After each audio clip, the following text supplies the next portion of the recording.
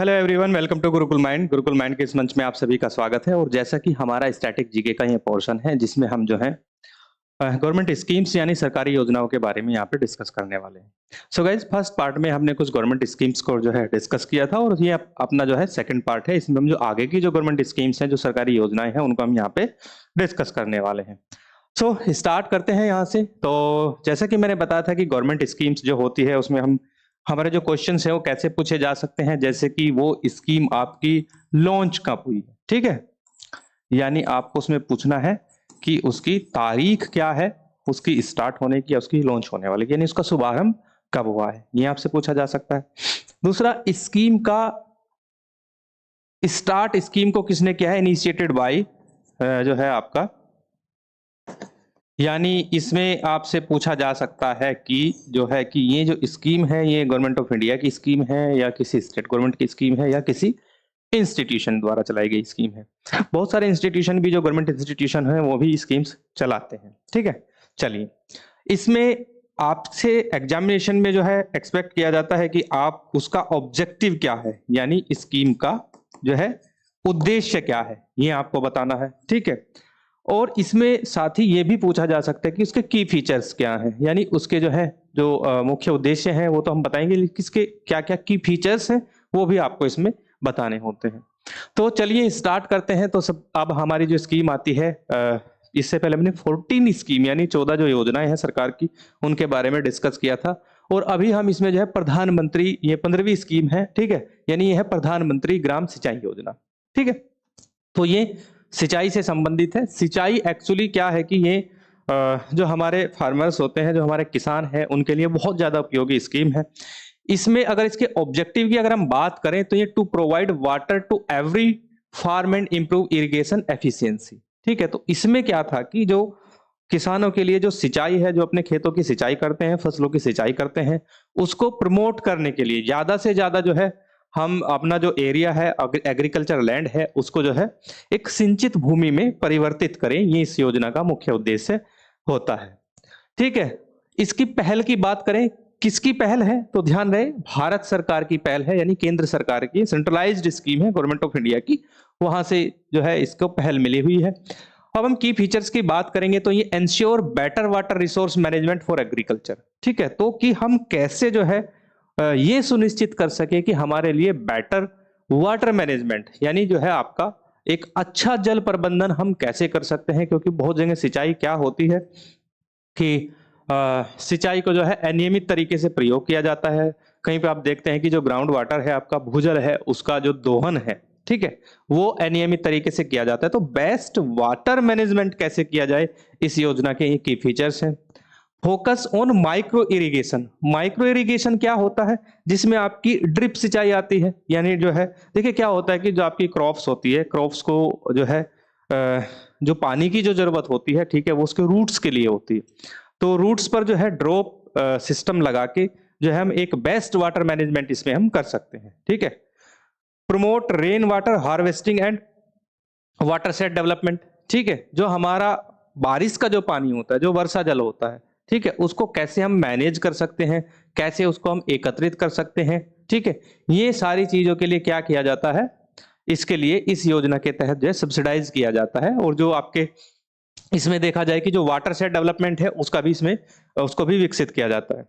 Integrated वॉरिएट scheme likes, इसमें बहुत सारी जो स्कीम है उसको इंटीग्रेट करके ये स्कीम जो है बनाई गई है। पहले बहुत सारी, ऐसा नहीं है कि जब आपकी प्रधानमंत्री ग्राम सिंचाई योजना स्टार्ट हुई उससे पहले इसको ये स्कीम नहीं थी। सारी जो सिंचाई से संबंधित जितनी भी इरिगेशन से रिलेटेड स्कीम्स थी उनको समेकित किया गया, इंटीग्रेटेड किया गया। ठीक है, जिसमें आती है एक्सेलरेटिंग इरिगेशन बेनिफिट प्रोग्राम, चला हुआ था ऑलरेडी पहले ही, AIBP जिसको हम बोलते हैं। उसी के साथ integrated watershed management program IWMP को भी इसमें जो है इंटीग्रेट किया गया है।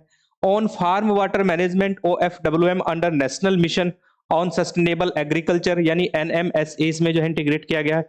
Aims to increase farmers productivity and support sustainable agriculture. उद्देश्य क्या है कि जो है जो हमारे जो फार्मर्स हैं उनकी प्रोडक्टिविटी को बढ़ाना, और साथ ही इसमें जो है सस्टेनेबल हम इसका यूज कैसे कर सकते हैं, यानी सतत प्रयोग कैसे कर सकते हैं, बिना एनवायरनमेंट को हानि पहुंचाए हम इसका प्रयोग कैसे कर सकते हैं, इस स्कीम का मुख्य उद्देश्य होता है। ठीक है, चलिए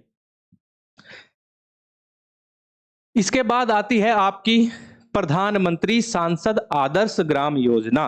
ठीक है, ये जितने भी मेंबर ऑफ पार्लियामेंट होते हैं आपके, उनके लिए जो है एक ये योजना चलाई गई थी। इसकी अगर हम लॉन्च डेट की बात करें तो 11 अक्टूबर 2014 को इसको चलाया गया था। ठीक है, इसमें क्या होता था कि कोई भी मेंबर ऑफ पार्लियामेंट क्या कर सकता है, इसमें किसी भी गांव को एक तरीके से गोद ले सकता है, उसका विकास कर सकता है। ठीक है, उसमें उसको जो सांसद निधि मिलती है उसका प्रयोग करके उसको जो है आगे बढ़ा सकता है। Objective to develop model village. ठीक है, एक तरीके से जो आदर्श गांव होते हैं उस तरीके से विकसित करना थ्रू होलिस्टिक रूरल डेवलपमेंट। ठीक है, यानी आपका जो ग्रामीण विकास है, होलिस्टिक रूरल डेवलपमेंट है, उसके थ्रू जो है किसी भी गांव को विकसित कर सकता है कोई भी एक सांसद। अगर इसकी हम बात करें पहल की, तो गवर्नमेंट ऑफ इंडिया यानी केंद्र सरकार की एक पहल है और इसके द्वारा सभी सांसदों को एक गांव गोद लेने के लिए कहा जाता है। की फीचर्स की बात करें, each member of parliament adopt at least one village and transform it into A model village, यानी उसको एक मॉडल विलेज में ट्रांसफॉर्म करने के लिए किसी भी मेंबर ऑफ पार्लियामेंट को जो है अडॉप्ट करने के लिए गांव कहा जाता है। कम से कम एक गांव जो है वो अपना जो उसका जुरिडिक्शन एरिया है, यानी उसका जो संसदीय क्षेत्र है, उसमें क्या कर सकता है कि एक गांव को गोद ले सकता है। एक से ज्यादा सांसद के ऊपर डिपेंड करता है वो कितने भी गोद ले सकता है। ठीक है, focus on social cultural and economic development, यानी सामाजिक सांस्कृतिक और आर्थिक विकास पर इसका मेन फोकस रहता है। कैसे गांव में जो है सोशल डेवलपमेंट, गांव में जो है इकोनॉमिकल डेवलपमेंट, ठीक है, और कल्चरल डेवलपमेंट, साथ ही सांस्कृतिक विकास कैसे किया जा सकता है, ये सोचने का जो काम है वो मेंबर ऑफ पार्लियामेंट का है। Encourages community participation and self reliance, cover education, यानी इसमें क्या क्या कवर कर सकता है वो, एजुकेशन यानी शिक्षा। शिक्षा के लिए क्या कर सकता है वो, बहुत सारे जो गांव है उनमें से एक गांव को अडॉप्ट करेगा और उसके बाद वहां पे जो शिक्षा की बुनियादी व्यवस्था है, ठीक है, उसको वहां पे डेवलप कर सकता है, यानी इसमें कवर एजुकेशन होगा। साथ ही हेल्थ, हेल्थ यानी स्वास्थ्य, स्वास्थ्य से संबंधित जो है वो उसमें डेवलप कर सकता है। जैसे आपके सामुदायिक स्वास्थ्य केंद्र विकसित कर सकता है जिनको हम कम्युनिटी हेल्थ सेंटर कहते हैं, या हॉस्पिटल्स बना सकता है। ठीक है, उसके लिए जो है वो एक तरीके से अपना रोल प्ले कर सकता है। साथ ही सैनिटेशन, सैनिटेशन माने स्वच्छता, तो गांव को मॉडल गांव बनाने के लिए स्वच्छता पर विशेष ध्यान दिया जाना चाहिए। तो सांसद क्या कर सकता है कि स्वच्छता के लिए वहां पे जो है कोई स्कीम, योजनाएं, ठीक है, क्योंकि गांव क्या होता है आपका, गांव third year of the governance होता है, यानी कि कहीं की शासन का तीसरा स्तर एक तरीके से माना जाता है। तो इनकी एक सेल्फ गवर्नेंस होती है गांव में। तो गांव में गांव के जो हेड होते हैं, विलेज हेडमैन यानी गांव का जो मुखिया होता है, उससे मिलकर जो है वो सैनिटेशन पर भी विशेष ध्यान दे सकता है। इसी के साथ वहां पे स्किल डेवलपमेंट यानी कौशल विकास, तो यूथ के लिए कौशल विकास विकसित कर सकता है। ठीक है, कैसे जो है गांव का युवा अपने अंदर जो है कौशल को अडॉप्ट कर सकता है, स्किल को अडॉप्ट कर सकता है, और साथ ही गांव का स्किल डेवलपमेंट कैसे कर सकता है, ये चीजें इसमें देखी जाती है। एंड इंफ्रास्ट्रक्चर, तो इंफ्रास्ट्रक्चर जो है वो भी जो है एक मेजर पार्ट माना जाता है किसी भी गांव के डेवलपमेंट का। किसी भी व्यवस्था को अगर हम विकसित करते हैं तो उसके लिए इंफ्रास्ट्रक्चर की जरूरत होती है। ठीक है, गांव में स्कूल, कॉलेजेस, ठीक है, और जैसे कि वाटर मैनेजमेंट, वेस्ट मैनेजमेंट, ये करने के लिए क्या जरूरत है, हमें इंफ्रास्ट्रक्चर की जरूरत है। ठीक है, तो ये चीजें देखी जाती हैं। MPs develop 3 village bye 2019 and more over time, तो ये आपकी आदर्श सांसद आदर्श ग्राम योजना इसको कहा जाता है। उसके बाद आती है दीनदयाल उपाध्याय ग्राम ज्योति योजना। ठीक है, पंडित दीनदयाल उपाध्याय के नाम पे जो है इस योजना को स्टार्ट किया गया है। तो दीनदयाल उपाध्याय की अगर हम लॉन्च डेट की बात करें, ये भी वर्ष 2014 में आपकी जो है स्टार्ट की गई थी। इसका ऑब्जेक्टिव क्या है, उद्देश्य क्या है इसका, तो उद्देश्य की अगर हम बात करें, to provide continuous electricity supply to rural areas, यानी गांव में जो है वो कंटिन्यूअसली जो विद्युत आपूर्ति है उसको कैसे एंश्योर किया जा सके, उसके लिए इस योजना को जो है चलाया गया था। और इस योजना के तहत गांव में जो है कंटिन्यूअस जो इलेक्ट्रिक सप्लाई है उस पर विशेष ध्यान दिया गया। और आज देख सकते हैं आप उत्तर प्रदेश जैसे स्टेट में भी अब जो इलेक्ट्रिक सप्लाई है, ठीक है, वो काफी हद तक जो है एंश्योर की जा चुकी है। Initiated by government of India, यानी भारत सरकार का ये पहल है। की फीचर्स की बात करें, separation of agriculture and non agriculture electricity.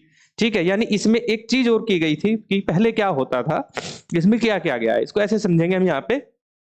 देखिए, गांव में क्या होता है कि दो तरीके की जो है जो आपकी इलेक्ट्रिसिटी है उसकी अगर हम बात करें, तो इलेक्ट्रिसिटी जो है दो टाइप से चलती थी। एक इलेक्ट्रिसिटी किसके लिए चाहिए, विलेज में, तो विलेज में डोमेस्टिक यूज के लिए यानी घरेलू उपयोग के लिए, ठीक है, जो डोमेस्टिक यूज है। और दूसरा क्या था कि जो गांव में आपके निजी नलकूप होते हैं, ठीक है, जो आपके प्राइवेट जो आपके नलकूप होते हैं,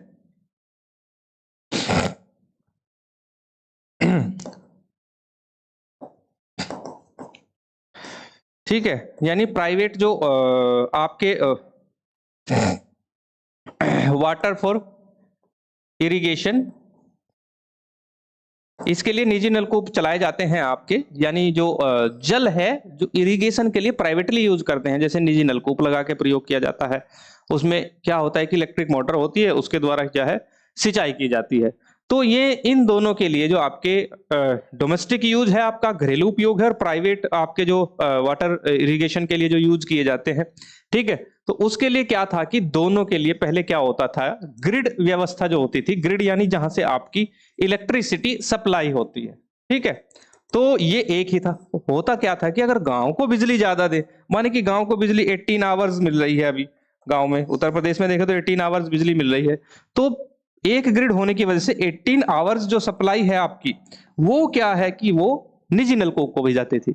इससे क्या होता था कि निजी नलकूप में इतनी रिक्वायरमेंट नहीं होती है कि 18 घंटे अगर निजी नलकूप चलेगा, तो इससे क्या होगा, इससे कहीं ना कहीं आपका जो ग्राउंड वाटर है यानी जो भूजल है, उसकी अगर हम बात करें तो इसका ज्यादा दोहन होता था, ठीक है। तो ये क्या था, डाउनफॉल में जाता था। इसलिए क्या किया गया था कि इस योजना के तहत दोनों की जो ग्रिड व्यवस्था है उसको जो है अलग किया गया। इसके लिए जो ग्रिड है वो अलग है, और इसके लिए जो इलेक्ट्रिसिटी का ग्रिड है अलग है, ठीक है। इसके लिए अकॉर्डिंग टू रिक्वायरमेंट, फार्मर्स को कितनी रिक्वायरमेंट है उसके अनुसार यहाँ पे water supply, sorry electricity supply की जाती थी। तो मेन उद्देश्य ये भी था कि separation of agriculture and non agriculture electricity feeders for better power supply management, ठीक है। तो ये चीजें इसमें देखी जाती थी।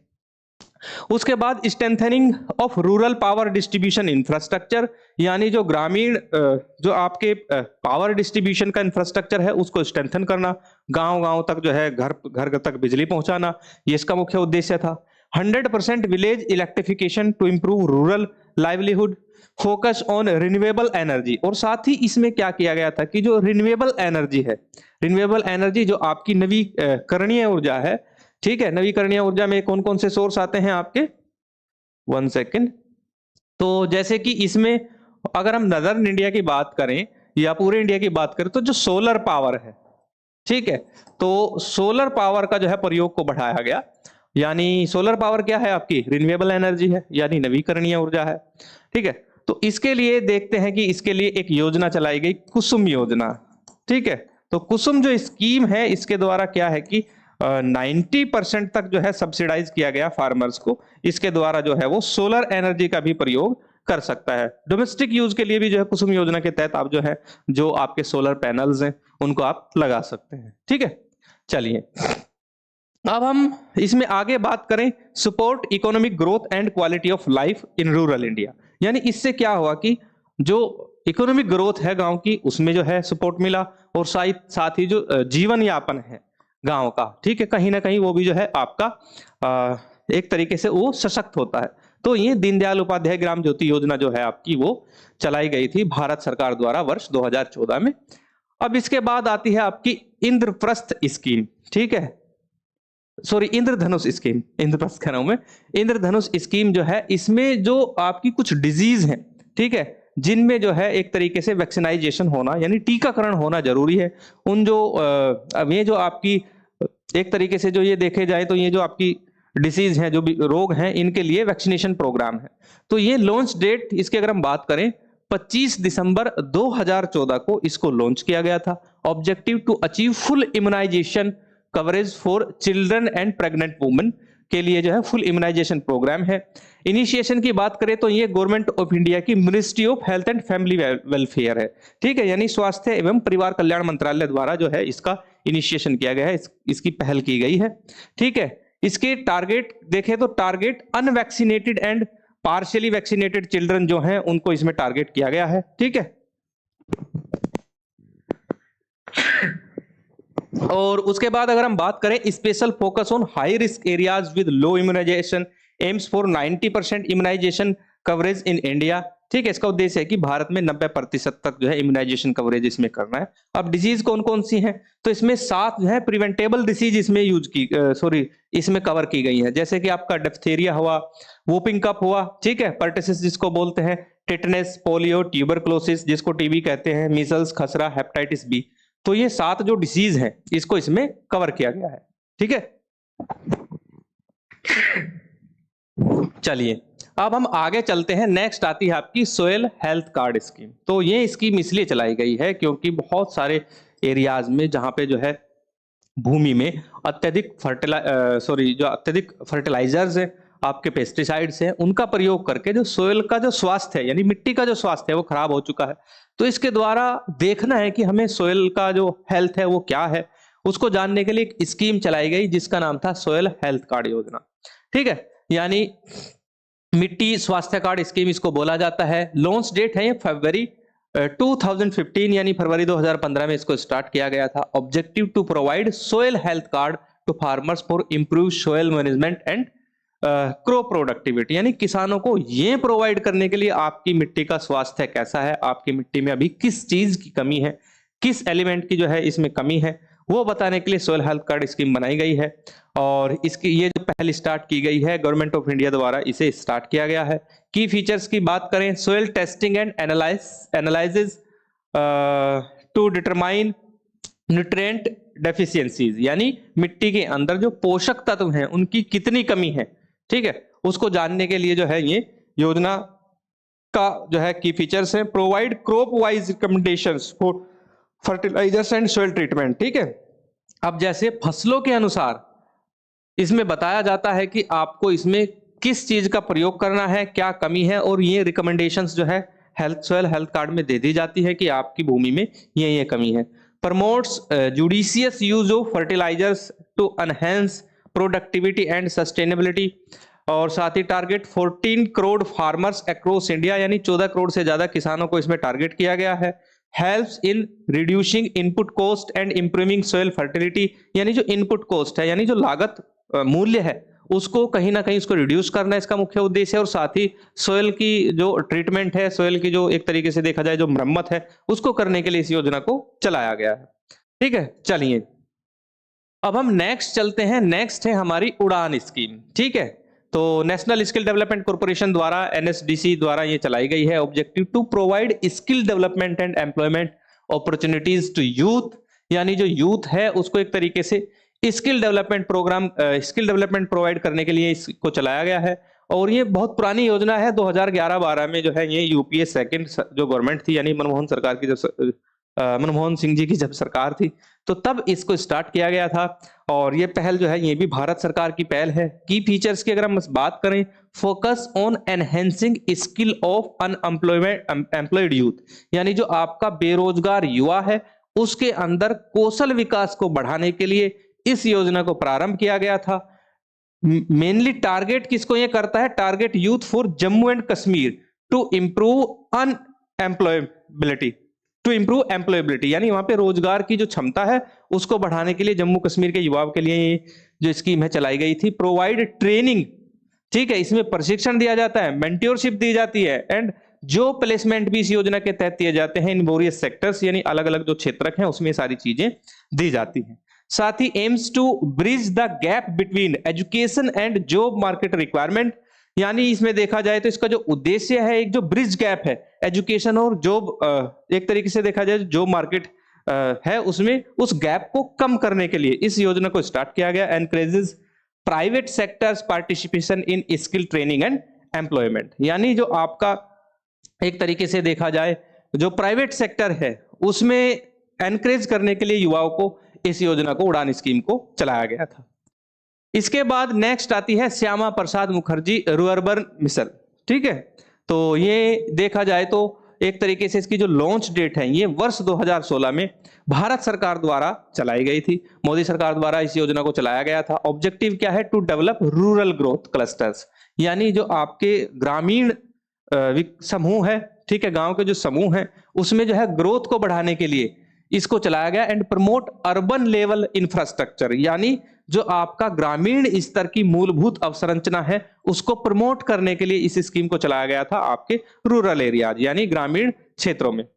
भारत सरकार की ये पहल है। की फीचर्स की बात करें, डेवलप क्लस्टर बेस्ड यानी सामूहिक समूह आधारित rural development to enhance economic opportunities, यानी समूह आधारित जो इकोनॉमिक अपॉर्चुनिटीज हैं यानी आर्थिक जो संभावनाएं हैं उसको बढ़ाने के लिए भारत सरकार ने इस योजना को चलाया था। फोकस ऑन स्किल डेवलपमेंट, इसका जो फोकस है वो स्किल डेवलपमेंट पर है यानी कौशल विकास पर है। एंटरप्रेन्योरशिप यानी जो है उद्यमिता को बढ़ाने के लिए, एंड इंफ्रास्ट्रक्चर यानी मूलभूत अवसंरचना का विकास करने के लिए ये मुख्य फोकस इसका उस पर रखा जाता है। Provides urban amenities like roads, sanitation and digital connectivity, यानी इसमें जो है क्या क्या इसमें प्रोवाइड किया जाता है, जैसे कि जो अर्बन क्षेत्र में जो चीजें प्रोवाइड की जाती हैं जैसे सड़कों का निर्माण, साथ ही जो है स्वच्छता का अच्छा मैनेजमेंट, स्वच्छता प्रबंधन पर ध्यान देना और डिजिटल कनेक्टिविटी। ठीक है, तो इसको बढ़ाने के लिए जो है इस योजना को चलाया गया था रूरल एरियाज में।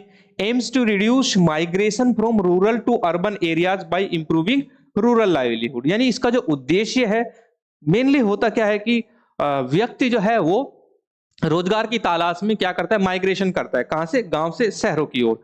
तो ये गांव से शहरों की ओर जो माइग्रेशन है उसको रोकने के लिए ये चीजें चलाई गई हैं ताकि उसको गांव से शहर ना जाना पड़े, गांव में ही जो है उसको उसके अंदर एक स्किल हो, उसके अंदर एक काम करने का तरीका हो और वहीं पे जो है अपना जो जीवन यापन है वो कर सके।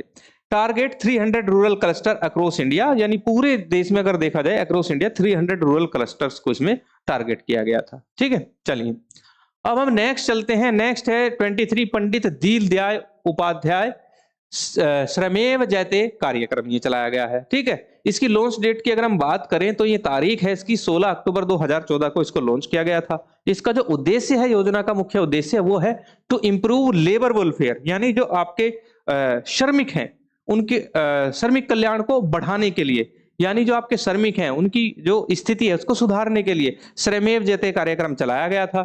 इसमें इसके साथ ही इसमें skill development and ease of doing business, ठीक है, यानी ईज ऑफ डूइंग बिजनेस को बढ़ाने के लिए ये इसका ऑब्जेक्टिव है।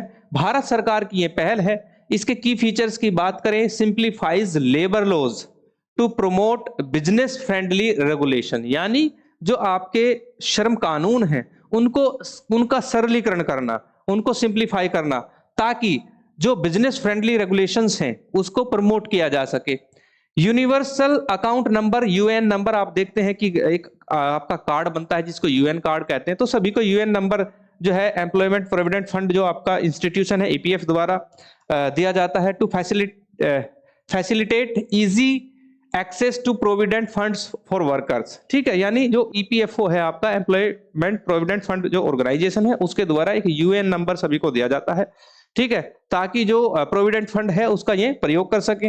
अप्रेंटिसशिप प्रोत्साहन योजना to encourage skill training among youth, और transparent labour inspection through an online system, यानी जो लेबर इंस्पेक्शन है यानी जो श्रम जांच है उसको एक तरीके से पारदर्शी बनाने के लिए इस योजना को लाया गया था। एम्स टू एम्पावर वर्कर्स, इसका जो मुख्य उद्देश्य है जो आपके वर्कर्स हैं, जो आपके कार्य करने वाले लोग हैं, ठीक है, उनको सशक्त करने के लिए, उनको एम्पावर करने के लिए इंप्रूव इंडस्ट्रियल रिलेशंस, और साथ ही जो औद्योगिक संबंध हैं उसको इंप्रूव करने के लिए पंडित दीनदयाल उपाध्याय श्रमेव जयते कार्यक्रम स्टार्ट किया गया था। ठीक है, तो ये योजना है।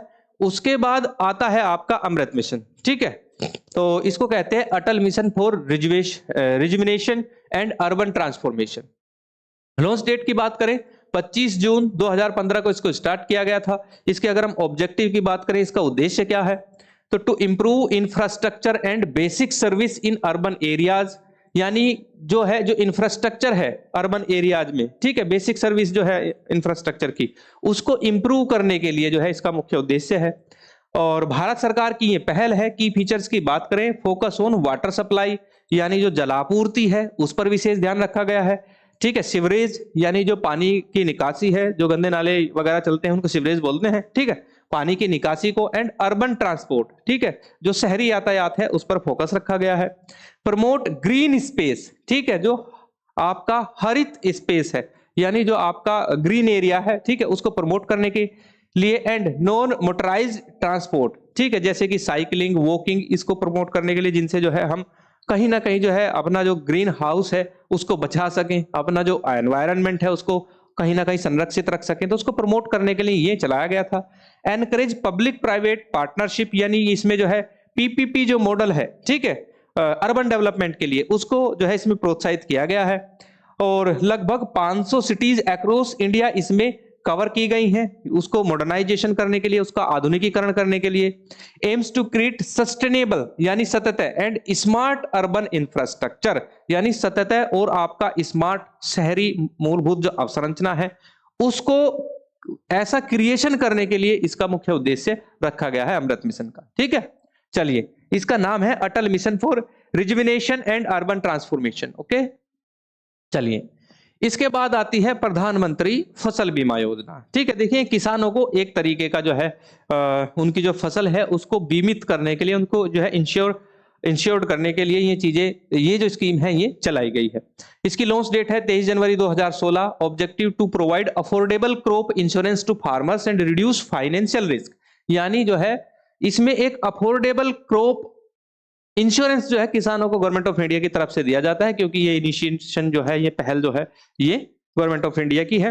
और बहुत कम प्रीमियम पे किसानों को एक बीमा दिया जाता है ताकि फसल खराब होने की वजह से उनको ज्यादा रिस्क ना झेलना पड़े।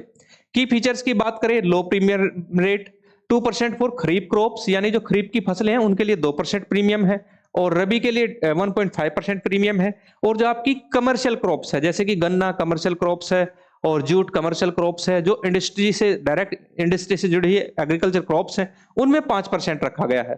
Coverage losses due to natural calamities, pest and disease, यानी जो है कोई भी आपकी प्राकृतिक आपदा आती है उससे ये कवर करता है। कोई जो है घातक बीमारी लग जाती है, ठीक है, उससे जो है इसको बचाने के लिए, या कोई जो है कुछ भी ऐसी व्यवस्था जिससे जो है आपकी फसल को हानि हो जाती है, उससे क्या होता है कि ये इसको बचाती है। Ensure quick claim settlement for farmers, ठीक है, और ये एंश्योर देता है कि आपको एक क्विक क्लेम, यानी इसका जो क्लेम है वो तुरंत आपको दिया जाएगा। Uses technology like satellite imagery, यानी इसमें जो टेक्नोलॉजी की गई, सैटेलाइट से जो है इमेजरी इमेजिन किया जाता है, ड्रोन से जो है इसकी जांच की जा सकती है। और मोबाइल एप्स फॉर असेसमेंट, और इसके लिए एक मोबाइल ऐप है जो असेसमेंट के लिए रखी गई है प्रधानमंत्री फसल बीमा योजना के अंतर्गत। Aims to increase farmer participation, और साथ ही है कि धीरे धीरे हम देख रहे हैं कि भारत में अभी एक दौर, पहले दौर था कि ज्यादा से ज्यादा जो लोग थे वो क्या करते थे, खेती की तरफ को जाते थे। आज का यूथ जो है वो क्या कर रहा है कि वो खेती नहीं करना चाहता है, तो ये भी एक बड़ा इश्यू बनने जा रहा है भारत में। तो उसको इंक्रीज करने के लिए, यानी फार्मर्स का पार्टिसिपेशन इंक्रीज करने के लिए जो है इसका उद्देश्य रखा गया है इस स्कीम का। ठीक है, चलिए, उसके बाद आता है अटल इनोवेशन मिशन एंड सेतु इन नीति आयोग। ठीक है, इसका ऑब्जेक्टिव क्या है? ऑब्जेक्टिव है टू प्रमोट इनोवेशन, यानी जो आपका अन्वेषण है, एंटरप्रेन्योरशिप उद्यमिता and startups in India. Initiation की अगर हम बात करें तो गवर्नमेंट ऑफ इंडिया का एक थिंक टैंक है जिसका नाम है नीति आयोग, जो योजना आयोग की जगह रिप्लेस किया गया था। तो नीति आयोग की तरफ से की गई ये एक पहल है, और इसमें अगर हम बात करें इसके की फीचर्स हैं, जैसे कि अटल इनोवेशन मिशन इसमें आता है। और इसकी अगर हम बात करें, established Atal tinkering labs in school to encourage creativity. ठीक है, जो स्कूल्स हैं उनमें अटल टिंकरिंग लैब जो है स्टार्ट की गई है ताकि बच्चों में क्रिएटिविटी उत्पन्न हो सके। इस सपोर्ट अटल इनक्यूबेशन सेंटर्स, AICs जिनको बोलते हैं, फॉर स्टार्टअप्स एंड एंटरप्रेन्योरशिप्स, यानी स्टार्टअप और उद्यमिता के लिए जो है ये एक तरीके से सपोर्ट करता है। प्रमोट्स रिसर्च, यानी जो रिसर्च है उसको प्रमोट करता है, एंड डेवलपमेंट, अगर देखा जाए तो एक तरीके से विकास की जो भावना होती है उसको विकसित करने के लिए इसको चलाया गया है। साथ ही जो यूथ है उसमें सेल्फ एम्प्लॉयमेंट, स्वरोजगार की भावना को उत्पन्न करने के लिए, ठीक है, और साथ ही उनका जो टैलेंट यूटिलाइजेशन है, इसको हम SETU यानी सेतु बोलते हैं, तो उसके लिए जो है इस योजना को चलाया गया है। Provides financial and technical support to startup. ठीक है, यानी जो है ये क्या करता है, एक तरीके से ये जो योजना है, इस योजना के अंतर्गत जो है आपको फाइनेंशियल यानी वित्तीय सहायता और टेक्निकल सपोर्ट यानी तकनीकी सहायता इसमें इस स्टार्टअप के लिए इसमें दी जाती है। Encourages mentorship and funding for new business. ठीक है, आपको ये मेंटोरशिप के लिए प्रोत्साहित करता है, और साथ ही जो नया बिजनेस अगर आप स्टार्ट करना चाहते हैं उसके लिए फंडिंग्स भी इसके अंतर्गत दी जाती है। फोकस ऑन जॉब क्रिएशन, रोजगार सृजन पर इसका फोकस है। इकोनॉमिक ग्रोथ, आर्थिक विकास पर, एंड ग्लोबल कॉम्पिटिटिवनेस। ठीक है, तो वैश्विक प्रतिस्पर्धा में भी जो है ये कहीं ना कहीं उस पर फोकस इसका रखा गया है। उसके बाद आता है नेशनल रूअर्बन मिशन, ठीक है। तो ये जो योजना है वर्ष 2016 में स्टार्ट की गई थी टू डेवलप स्मार्ट विलेज, यानी जो आपके स्मार्ट गांव है एक तरीके से, यानी रूअर्बन क्लस्टर के थ्रू, ठीक है। तो उस ये इसका ऑब्जेक्टिव है by bridging the gap between rural and urban areas, यानी फिर ये स्कीम भी वही काम करती है कि जो आपका रूरल और अर्बन एरियाज है उस गैप को पूरा करने के लिए गवर्नमेंट ऑफ इंडिया का मिनिस्ट्री ऑफ रूरल डेवलपमेंट, ठीक है, यानी ग्रामीण विकास मंत्रालय द्वारा ये पहल की गई है। की फीचर्स की इसकी बात करें, focus on economic social and infrastructure development in rural areas, यानी जो गांव है उसमें आपके जो आर्थिक विकास है और आपका जो सामाजिक विकास है, मूलभूत अवसंरचनाएं हैं, उन पर फोकस रखा गया है। Provide urban level facilities like roads, water supply, sanitation, digital connectivity and rural clusters, encourage local entrepreneurship and skill development, aims to develop 300 rurban cluster across the country, reduce migration, यानी migration इसका भी उद्देश्य वही है कि जो migration है वो रोकना है, कहीं ना कहीं जो शहरों से गांव से शहरों की ओर जो माइग्रेशन होता है उसको रोकने के लिए इस योजना को चलाया गया है, ठीक है। चलिए, इसके बाद आती है प्रधानमंत्री उज्ज्वला योजना, भारत की एक बहुत बड़ी योजना जिसका मेन उद्देश्य क्या था कि गांव में या जो है आदिवासी क्षेत्रों में या कहीं भी जो है जो जलावन लकड़ी का प्रयोग करके जो हमारे घर की जो गृहिणियां होती हैं, महिलाएं होती हैं, वो प्रयोग करती हैं, उसको रिड्यूस करना। तो उससे क्या होता था कि पहले तो ये था कि वो हेल्थ के लिए ठीक नहीं था फीमेल्स की, दूसरा ये था कि उससे कहीं ना कहीं जो हमारा पोल्यूशन है, जो प्रदूषण है वो बढ़ रहा था। तो उसको कम करने के लिए, ताकि हम अपना जो ग्रीन हाउस है यानी जो हमारा घर है इसको जो है बिल्कुल स्वच्छ रख सके, इसका मेन उद्देश्य यही था।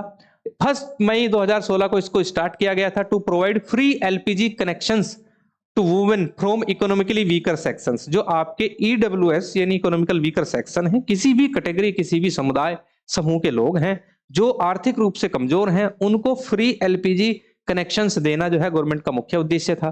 Initiative by government of India यानी ministry of petroleum and natural gas, ठीक है, पेट्रोलियम और प्राकृतिक गैस मंत्रालय द्वारा ये पहल की गई थी गवर्नमेंट ऑफ इंडिया की फीचर्स की बात करें, टारगेट बिलो पॉवर्टी लाइन, यानी इसमें जो बीपीएल हाउस होल्ड है, ठीक है, उनको ये दिया गया था।